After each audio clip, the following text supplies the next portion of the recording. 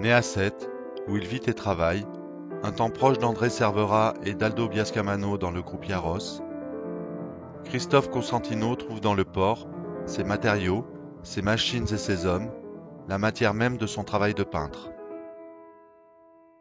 Il est tout particulièrement attentif à la couleur qu'il traite en aplat presque monochrome, en interaction constante, avec une forte armature graphique. Invité par le musée, j'ai choisi cette œuvre de François Desnoyers, qui est intitulée « Le port de Beaupuy ». C'est un port qui se trouve au Japon. On sait que François Desnoyers, qui n'était pas sétois, a séjourné quand même quelques temps à Sète, et quelques années même plutôt, et il a eu des amis, et donc, j'ai choisi cette peinture, outre son aspect technique, on ne va pas en parler, les aplats, le côté presque fauve à ce moment-là de François,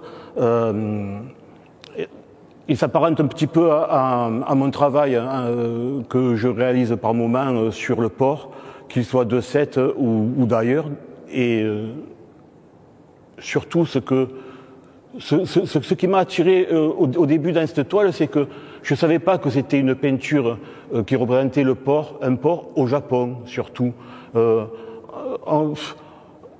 Moi je remarque rien de japonais presque dans cette peinture. Il n'y a pas de jonques, comme vous pourrez croire à cette époque-là, qu'au Japon il y avait des jonques, des choses comme ça.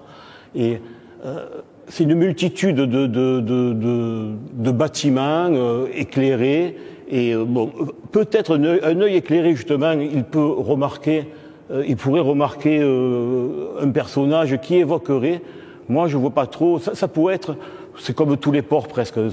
Ça pourrait être n'importe quel port ou un autre port. Et donc, c'est l'aspect du voyage qui est intéressant comme ça, parce que on se réveille un matin, et ça m'est arrivé la semaine dernière, justement, j'étais à Marseille, et de ma fenêtre, on aurait pu croire une vue du quartier haut, sauf que j'avais juste en face le brise-lames et deux énormes grues girafes bleues devant moi. Et je l'aurais peint, j'aurais dit c'était à Sète, c'était ça. Et Desnoyers, lui, ce qui est fantastique là, c'est que c'est les couleurs, les lumières, il les trace comme ça, il les peint pour moi comme je le vois, il le fait très vite. C'est une évocation, mais c'est une évocation d'un port, mais ça peut être aussi tous les autres ports. Et on aperçoit là, juste derrière une grue peut-être, oui, comme ça.